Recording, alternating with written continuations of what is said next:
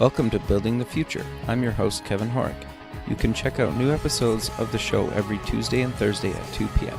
If you missed an episode or want to get more information about the show, please visit buildingthefutureshow.com.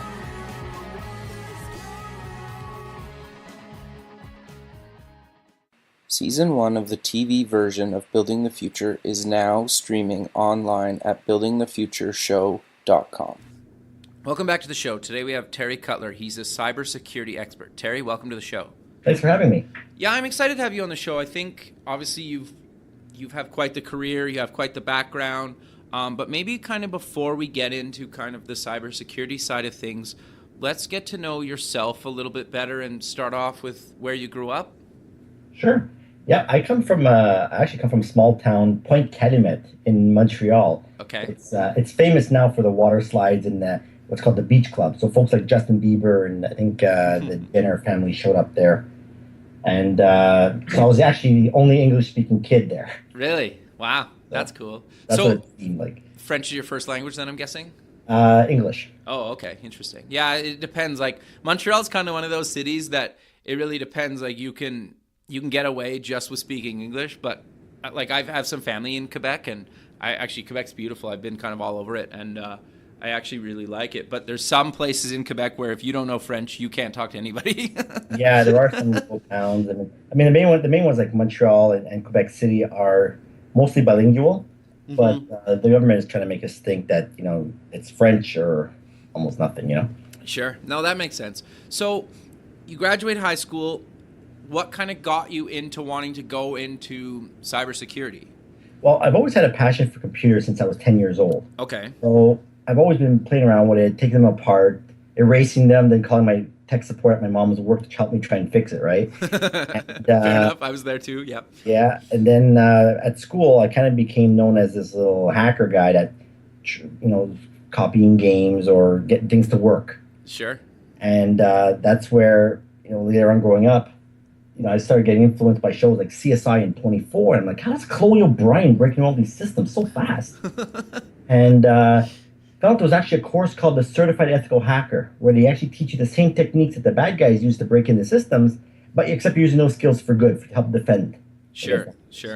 That makes a lot of sense. And I think like it's interesting, right? Because you do use kind of the same stuff. It just depends on once you're in what you do with once you're in, right? Whether you let a company know, like, oh, here's how I got into your thing, and I could have taken all this stuff, but I did or didn't. As far as we can demonstrate stuff we've taken. For example, I can show up with the president's passport and his birth certificate, things like that. Sure. But we still have to maintain some guidelines. Whereas the evil hackers, they can do whatever they want. They can leak it onto the web. Sure. No, that makes a lot of sense. So you graduate from this program. Kind of, what did you end up doing?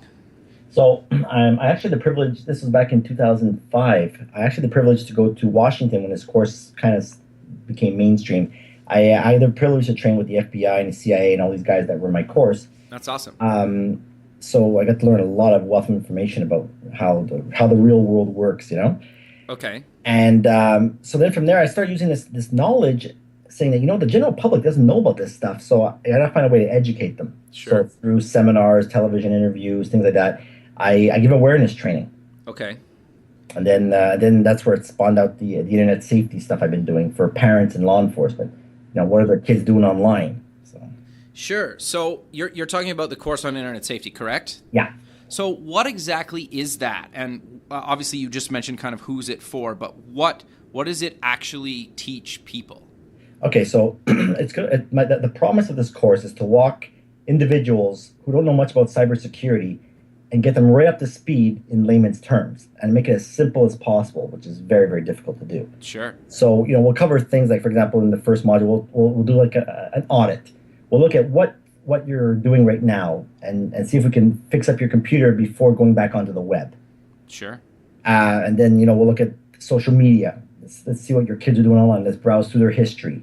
Learn about what social media sites they're using. Sure.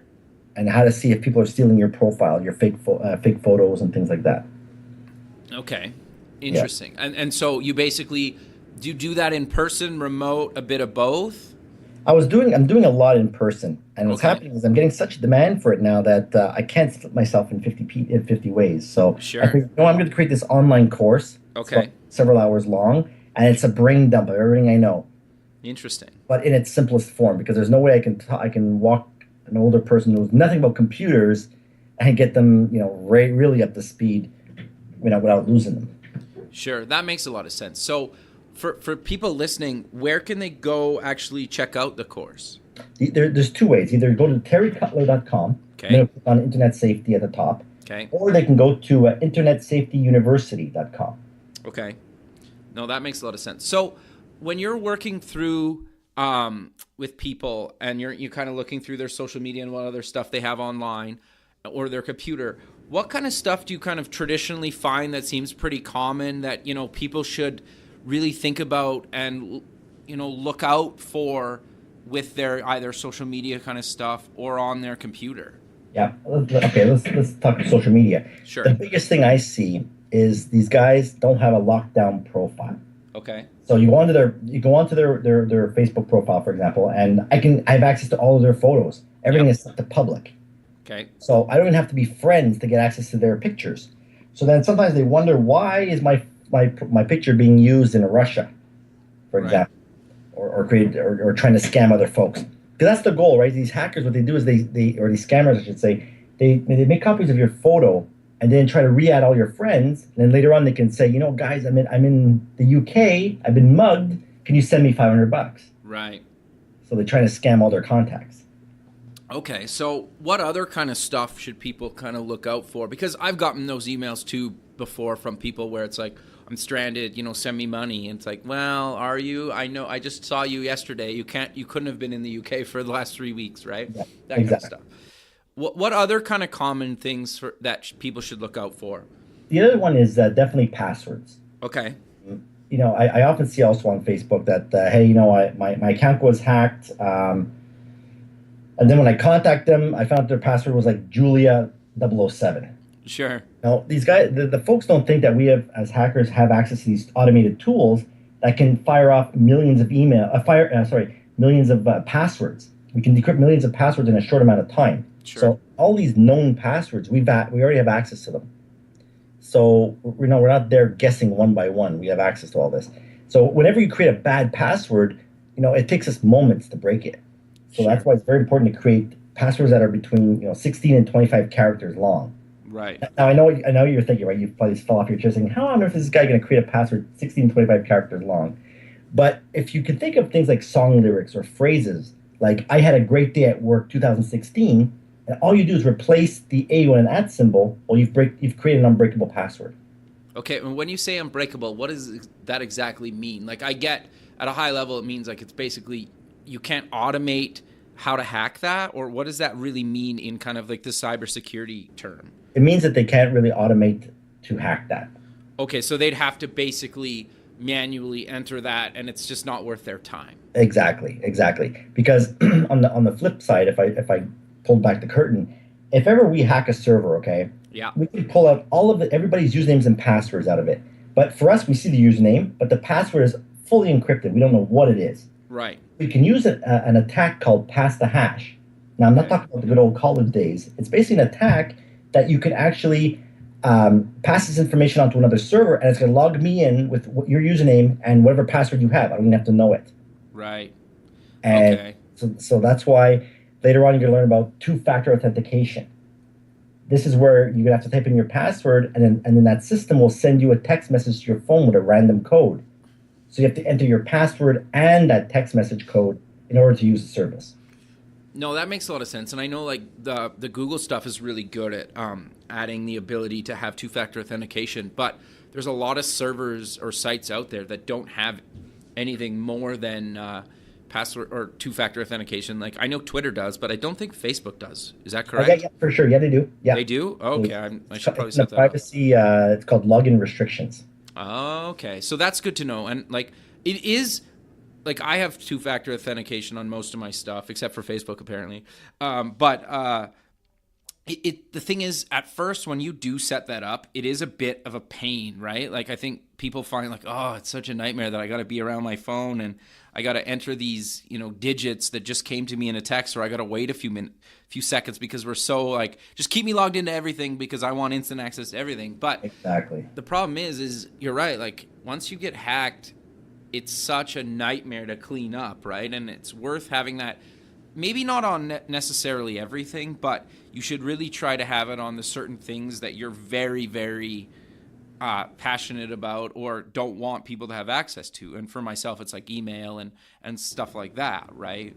Yeah, security is not a convenient thing. No, and I think that's part of the problem why it's not really, people don't really think it's going to happen to them, or at least that's kind of my opinion of the people that I've kind of run into. And how do you kind of deal with that when you're working with people? Because a lot of people are just like, well, I'm just a small guy in such and such a town or whatever. Like, why do they want my stuff? Like, what do you say to people like that? I get that a lot. And I can basically, imagine. it's not necessarily about them. So, for example, let's say they are a small mom and pop shop. Okay. Sells shoes. Who's going to steal my stuff? Why do I care? What happens is the goals for these attackers is to gain access to your computer and then use your computer to commit crime somewhere else. Right. So the more infected computers they have, the better it is. So this way, if there's ever a big investigation and RCMP is involved, well, they might come in and kick your door down instead of the hacker in Singapore. Sure. That makes sense. So I'm curious, like, how common is kind of the Mac, like people that own a Mac, and I would even put myself in this boat, are just kind of like, I have a Mac, I don't have any problems. Right. What's your take on that? Because there's kind of a little bit mixed feelings, at least in my opinion, about whether kind of Macs are really an issue or not in kind of the security side of things. Yeah, I get that a lot too. The Mac versus PC thing. Yeah. The big difference is that Mac, nothing's enabled by default. Right. So you have a login, which is not set as the administrative user. You have to create another account to be an administrator. Whereas Windows, you start off with the administrator account and everything's open. Yeah, and most people don't add a different account, right? Exactly. And use that one. Yeah. Exactly. So that's one of the suggestions I would do for Windows folks is to create yourself a user level account, and this way use that one. So this way, if ever you get infected, well, just your account would be infected, not the entire computer. Right. If ever something fishy started happening, you would get prompted to enter the administrator password.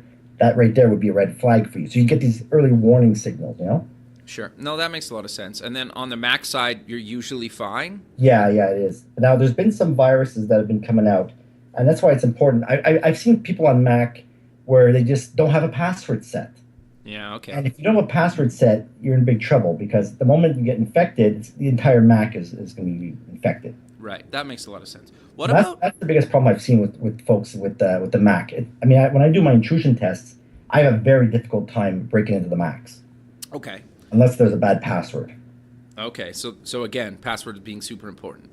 Correct. I'm curious then, what's your take on kind of tablets and smartphones? I know, like, obviously iOS is a lot more closed from a security standpoint than kind of Android.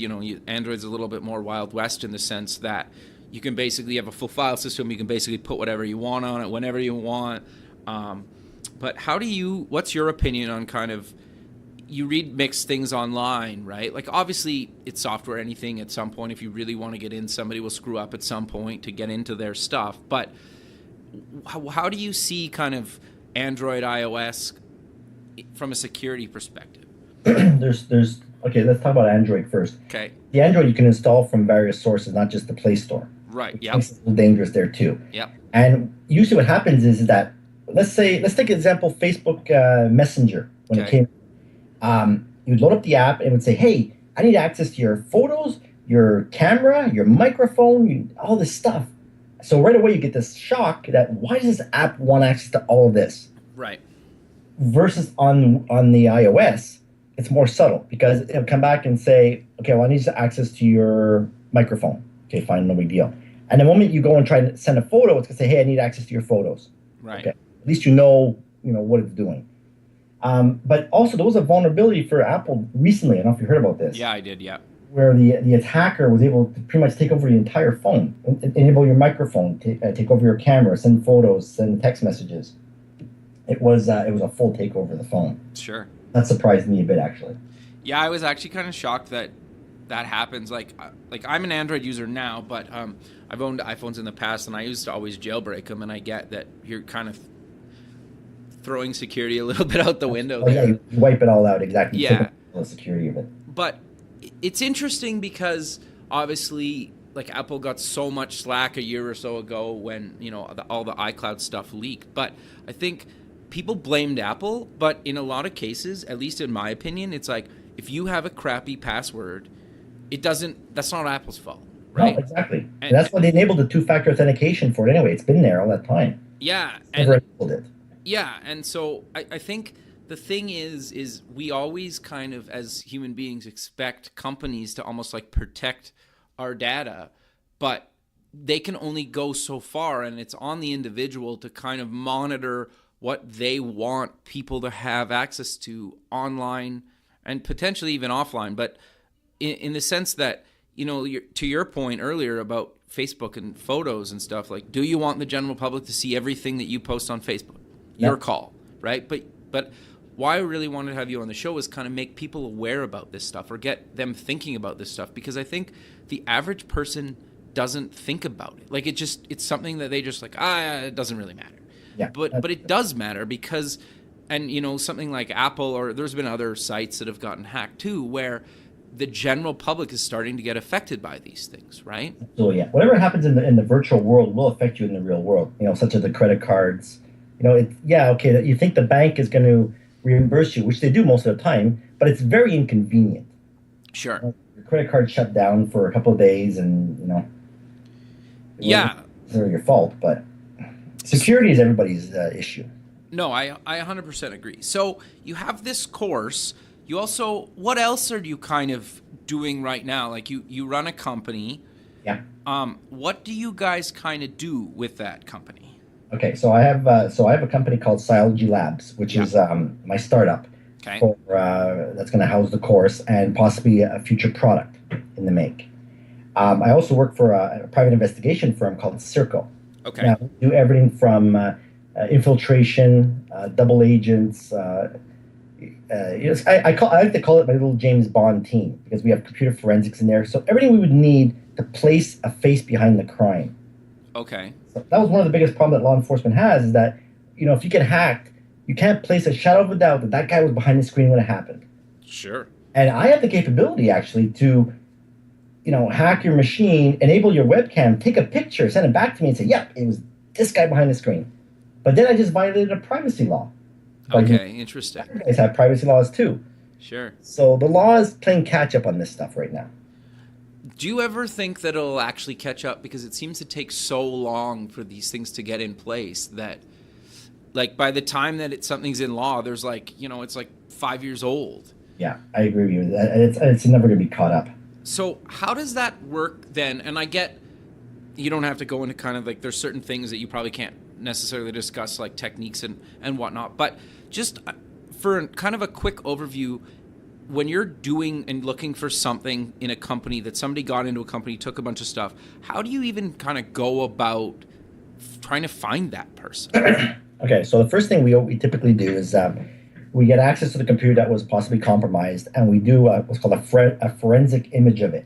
Okay. It's like imagine freezing it. Okay. And from there, we're using sophisticated tools. We can actually gain back and almost recreate what this person did that day or that hour, whatever. Okay. And we can pull out, we call it artifacts, but we're extracting evidence to prove that this person did it. And, a lot of times they'll use tools to try and hide their tracks. Okay. Then we have to rely on other sources to help guide us. But, we do have tools that we can leverage, which is called a honeypot, for example. Okay. So we can install this on a customer's location. And the moment that attackers come in, they'll come across the system and say, oh, what's this? And as they interact with it, it starts doing attribution back to where they are. Ah, okay. Now, there is techniques like, for example, I can't just go back and hack them, right? Right. But if these guys get on my honeypot, I can send a message saying, hey, warning, this is a restricted system. I have the right to scan your system, check your security level, blah, blah, blah, blah, blah. Do you consent? Yes or no? And of course they say, oh yeah, I do. Next you know, I can maybe compromise his computer. It's still gray area, but hey, he gave me consent to do it, and he should have been there in the first place. I see. So, yeah, okay, that makes some sense. Interesting. So, what happens, like, okay, you kind of mentioned earlier about, like, being in there from, like, Singapore or something. Like, how are you actually going to catch somebody in another country across the world? Can you even? Not at this moment. It comes down to really a financial issue. Okay. So, for example, let's say somebody hacked you, for example. Sure. Well, for you to go after somebody in Singapore could cost between 20 and $100,000 Oh, wow. because there's lawyers involved, there's warrants, there's jurisdiction. But the good news is that I actually got contacted by a researcher that's writing some laws for the Senate's. Okay. And for the bill S220, which might give power to RCMP to go overseas and get these guys. Interesting. So the stuff is coming. It's a lot slower, but it's got to adapt. But I guess the bigger issue here, I guess, is if somebody can get in and you figure out how they did it, you can at least patch that so somebody else can't get back in, right? Exactly. It's almost not about catching them at this point, just because of the financial issue and even the legal issue around it, but it's so other people can't steal your data, correct? Exactly. Or whatever they want, right? That's my role. I get to play the bad guy. I get to try and find any way in to hack these folks, and then come back with a huge detailed report saying, here's how I got in, here's what I got to fix. And it's not so much technological, right? I break into systems using what's called social engineering. Now, one of my favorite tactics is I'll walk into, say, a store. Okay. And I'll say, hey, I'm from IT. I'm doing an upgrade in your system. I need to gain access to your server room. Okay. And I'm all dressed up casual and got my laptop. Like, oh, yeah. Here, they gave me the keys. Never even asked who I was and who I worked for. Sure. And within 3 hours, I compromised the whole network. Okay. Interesting. So it's almost about education of your kind of staff and employees as well? Exactly. That's why I've created the course. So it covers all that as well in there. Okay. So what else does the kind of course cover then? There's mobile device security. Okay. So I talk a lot about how to spot infections. So if you think your mobile phone might be compromised, because we do get a lot of calls about spouses spying on each other. Oh, interesting. Yeah, I guess I could see that. My spouse is listening to where I am because he's always showing up at the same time that I'm at a location, or he seems to know a bit too much. I'll cover how to audit your smartphone to see if it's infected. Okay, interesting. So when you get a call from a business and says, I want you to check my kind of, even if let's say they're remote and they're not in the same city, you can't go visit them unless you fly there. How do you kind of work with a client like that? Like, what do you really start to say? Like, how do you get into their, say, network? Can you? Is that even a possibility? Yeah. What do you kind of look for, and what do you kind of do to see, like, X company, I want to see how much information I can get from, your company, and you might be across the world or wherever. Right. So it all starts off with we call it our get out of jail free card. It's where we get an authorized permission that, yes, I'm allowed to hack your system. Okay. And then they'll give me a bunch of IP addresses that belong to them. Okay. And I'll start scanning them to see what systems are alive and see what maybe possible software versions are running on them. Okay. And if I see that they're running a version that's maybe 2 revisions behind, and I know there's 5 vulnerabilities that will break me into that system, I'll launch the attack against it, and it might let me into the inside system. Okay. And then once I'm in from the outside, I can pretty much scan everything I want as if I'm there. Right. So I never have to. That's the beauty with my job, is I don't have to be there to do it. Right. I can even send you over a bootable CD, for example, which will help me get in on the inside to help do the internal audit. So I don't have to be there. Okay, interesting. So I'm assuming, what kind of types of clients are your ideal clients then that you guys kind of look for all the time? Man, we get anybody, because anybody with a computer is vulnerable. So we've had the 5-person shops, and we've had the 20,000 person shop. Got you. So it really ranges. Usually the small business are starting to wake up to this, because what's happening is the hackers know that the small business guys don't have any security. They can't afford it. Right. So they're going to leverage the small business guys to kind of do a pivot and attack a big company. Mm. So that's when they do investigations, say, "Oh, this small company attacked me." Got And you. next, they're tied up in legal fees. Right. Okay. How do you deal with kind of the enterprise, the big enterprise, where they're running very outdated pieces of software, and in a lot of cases they even know it? Like, Yeah. how do you deal with that? Because I work at a software company, and we run into that sometimes all the time. It's like, well, we have this old, outdated version of IE, for example, right? And it's like, well, we can't upgrade because we'd have to roll that out, and it's going to cost us hundreds of thousands of dollars. Like, how do you work with these big enterprises to make them secure when they're running this archaic software? It's very dependent. I mean, another perfect example is every time I do a breach on someone, they're always running Windows XP because it's required to run the door software for the door locks. Sure. And usually the XP machine always gets me in. Okay. So because the administrator somehow logged in at some point, and I can pull off everybody who's ever logged into that computer. Got you. Their access levels. So they have to understand that when hackers break in and they compromise things like IE, they're going to get hacked every single time. It's going to cost them more than $100,000 to get that fixed. I mean, that's what the other thing too is that hackers aren't spending all their time trying to break through firewalls, when all they have to do is send a compelling email to somebody to have them click on the link and get them in through the back door. So folks like IE and these outdated softwares are going to get hit. I see. Okay. So basically what you basically tell them is like, yeah, okay, it's going to cost you X amount of dollars, but the fact that you're running this is just a matter of time before somebody at your company will do something by accident or just partly just because I think people, for lack of a better term, are kind of, I think they're just trying to be nice to people. If you get a legitimate email or it sounds legitimate, I think most people don't second guess it, right? They click a link and then they probably have no idea that they could have just potentially infected their entire network. Exactly. And there's even big scams happening about that. For example, it's called the CFO fraud. You ever heard of this one, or the CEO fraud? No, but it's go on. It's where the CFO will receive an email that looks like it came from the CEO saying, hey, I need you to wire $250,000 to this bank account. Keep it hush-hush. It's a private acquisition. Oh, interesting. And so the CFO might not ever question the CEO's judgment and wire the money. Of course, right? That would make sense. And then law enforcement can't do much about it because it was authorized.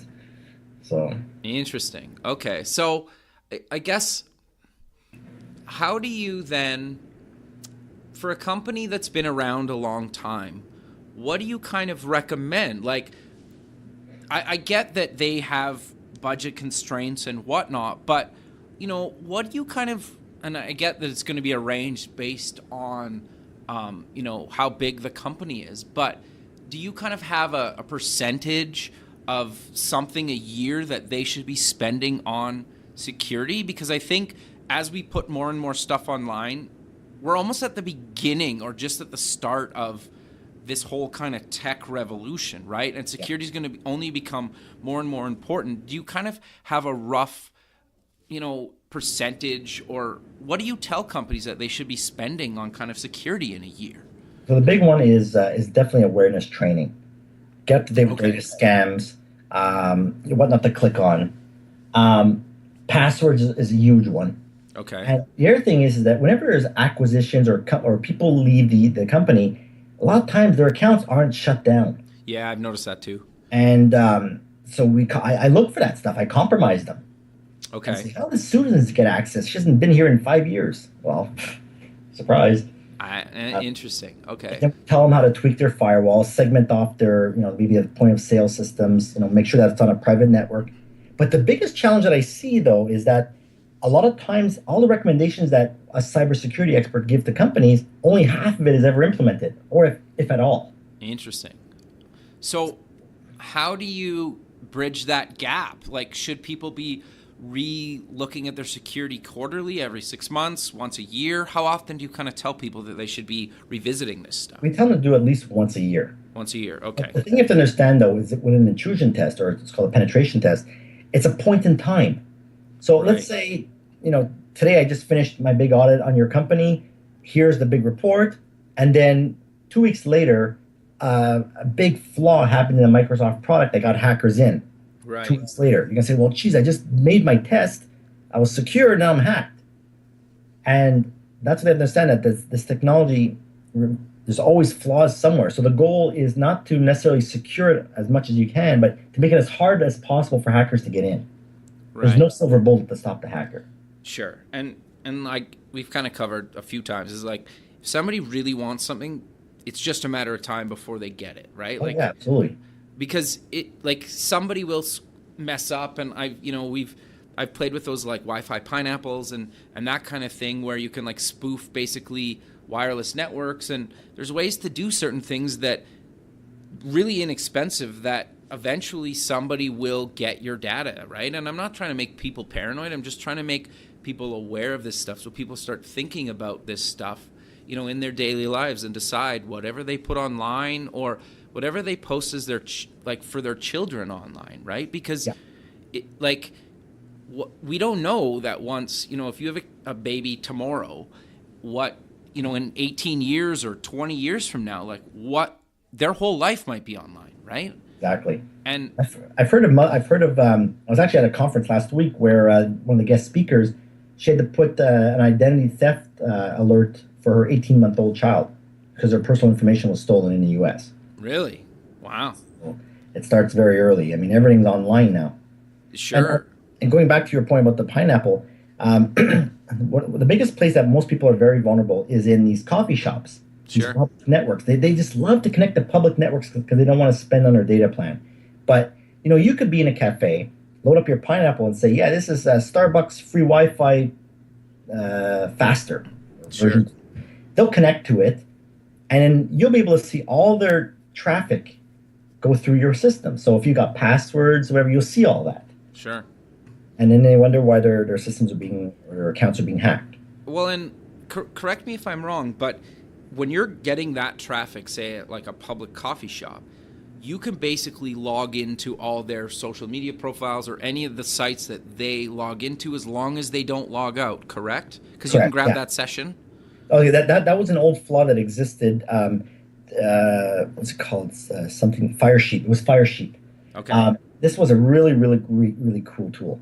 You'd be sitting in a coffee shop, and the moment that you see Facebook traffic go through, like the person's session would show up on your computer. You just double click it, and now you become them in their account within 2 seconds. Right.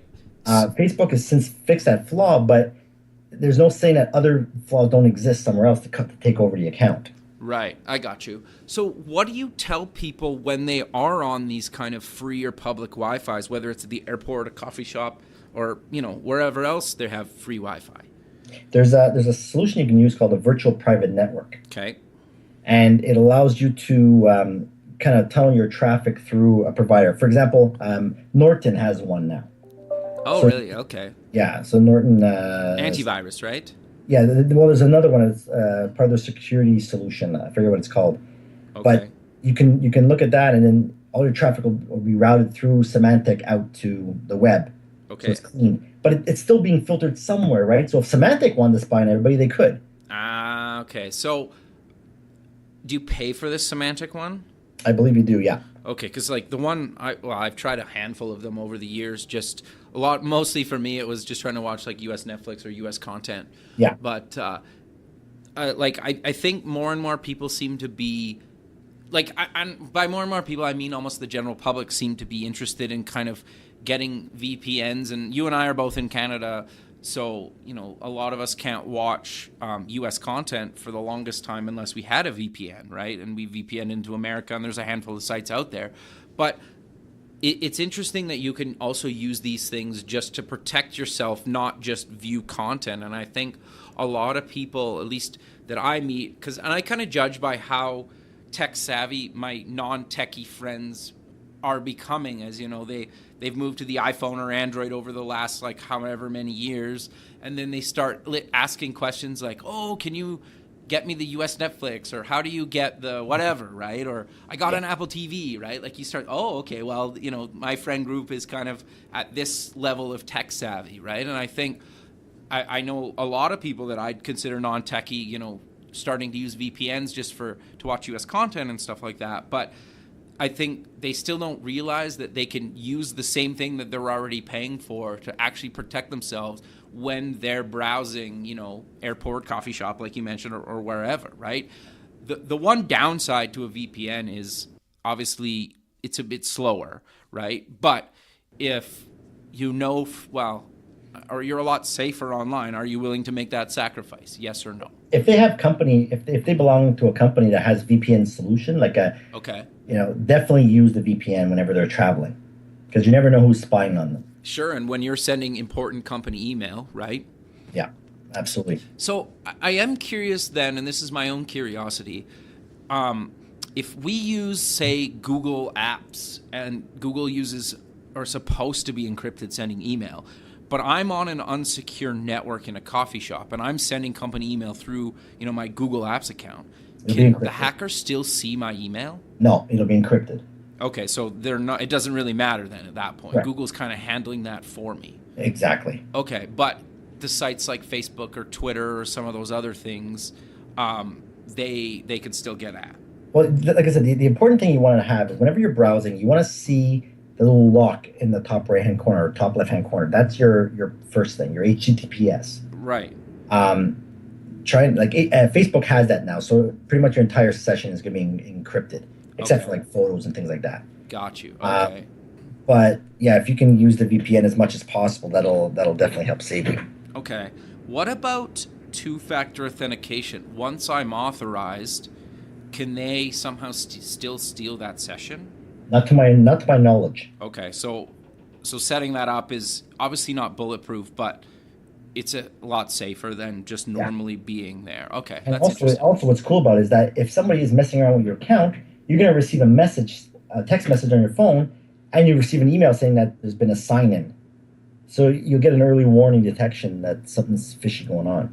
Yeah, that's actually you bring up an interesting point, because what I've noticed running two-factor authentication, and my security settings, at least with my Google stuff, for example, are pretty high. And so if I'm like, obviously I'm in Canada, and then I turn my VPN on and I'm in the States, or I'm in a different part of Canada, depending on what I'm doing, sometimes Google will actually send me a notification, either like an email, or it'll block me from logging into another account, and it's like, you know, all of a sudden now you're in a different part of the world, but you just logged in some other part of the world, and you couldn't have been, you know, in Canada and then down somewhere like in LA within 20 minutes. Like there's no physical way to do that. Yeah. And so they are getting better at that stuff. But that's something I think to mention, that if somebody does decide to sign up for a VPN, you might start getting these warnings that, oh, somebody from like another part of the world's trying to access your account, but that's actually you, because you're telling your computer that you are in a different part of the world. Exactly. That's why they always say Google knows more about you than you know yourself. Yeah, no, I could totally see that. And in some ways, like, I like that convenience, but I can see why that freaks a lot of people out. Yeah. Yeah. But there's still, like I said, there's still ways, like I get that all the time when my customers are getting hacked or scammed. They always look like they're coming in from Russia when they could be in Canada. Right. But you have ways to help find that out. Like, for example, I could send you a special Word document that has a trackback to me. I could say, hey, Kevin, I know that you like such and such a sports team. Check out my pictures with them from last year. Right. It's random, right? Sure. And I'll have a Word doc, and the moment you open it, I'll get back your IP address. Oh, okay. Interesting. There's ways to find that out. Okay, interesting. So I guess we're kind of coming to the end of the show. Is there any other kind of common thing that you kind of tell people to look out for, be aware of, or think about when they're kind of online, whether it's from their laptop or desktop or their tablet or phone? Yeah, I think the next thing is nudity. Okay. We're starting to see a lot more of sextortion. Right. Where you'll be on webcam, what you think is a girl, but it's all pre-recorded video, and next thing you're doing inappropriate things, but they're capturing you, and you say, okay, you know what? I recorded everything here. You're gonna pay me $20,000, or I'm throwing this onto the web. Right. And so we see a lot of that happening with adults as well, but also with kids. Like in schools, they're doing sexting. Yep. So they're sending nude photos to their boyfriend or girlfriend, but they don't realize that when they do that, that photo is always shown to somebody else, Right. and then it gets shared, and then once it's sent, you no longer control it. Fair. Right. And even just like things like Snapchat that expired, they don't really go away. Like No. there's ways, yeah, they might expire on your phone or even the person you sent its phone, but you can always take a picture of a phone, or like it's not really gone, or potentially not really gone, right? Exactly. And like how do we even go about educating kids on that? Because I don't even know if they comprehend that Get it? They or don't get. care. No, they don't. It's very, very, very difficult. And I get the jitters that whenever I present to high school kids, I always think, oh man, these guys are going to blow me away. But I'm happy so far. Every single time I come out on top, and their eyes just pop out of their head about how they can be tracked and, Sure. and stuff. So So what advice do you kind of give parents that are paranoid about, their kids' kind of social media or presence online? I mean, look, the kid lives at home. It's under the parent's roof. They need to sit down with their kid, and go through their Facebook accounts or their Snapchats, and have the kid teach them this technology too. It's a two-way street. Okay. I see a lot of times where the kid will show you the angel version of their profile. Then they got the devil version on the other side with their friend. Sure.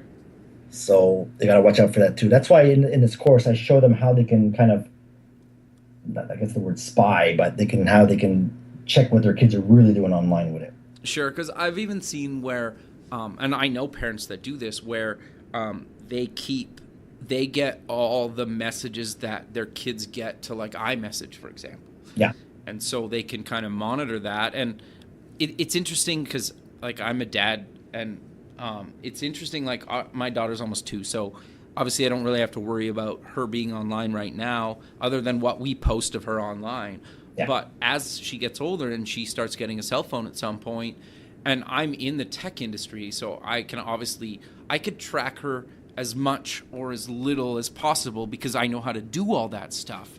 But it's where do you draw that line, right? And what are you comfortable knowing and not knowing? And it's hard, and it's a hard call. And I think in a lot of cases it's personal preference, but that's something I know like I'm going to struggle with, and I'm sure a lot of people are struggling. I get that comment all the time. It's like, how do you bridge it's private. Why would you, where do you draw the line? It's like almost like walking into your kid's bedroom and you're going through their drawers and you find, weed. Sure. Are you allowed to confront them about it? How are you supposed to know about it, right? Yeah. It's prevention. It's, parents need to educate their kids online as they do in the real world. Sure. And I guess it's not really any different than teaching them any other skill, right? It's trying to you should be, well, I think nowadays most people have a smartphone and understand the smartphone at least to a certain level. And you're right, if you have a conversation with your kid about this stuff, and the kids know so much more, right? I mean, like when we were growing up and we were watching things on TV that our parents didn't like, they would come in the room and change the channel. Yeah. Right? So their parents were being active. But now with the kids being so far advanced with this technology, the parents just can't keep up. Sure. So that's where I'm hoping I'm going to be able to help educate them to this course. Sure, that makes a lot of sense. So let's maybe close the show with mentioning where, again, people can find you online, the course online, and any other kind of social media stuff you want to mention. Sure. I mean, everything launches through terrycutler.com. Okay. That's TerryCutler.com. And they can click on Internet Safety at the top, or they can go straight to InternetSafetyUniversity.com. Perfect. All right, Terry. Well, I really appreciate you taking the time out of your busy day to be on the show. I look forward to keeping in touch with you, and hopefully we can do this again sometime. It went really fast. Yeah, I had a great time. Thank you so much for having me on. All right, man. We'll talk soon. Thank you. Take care. Bye.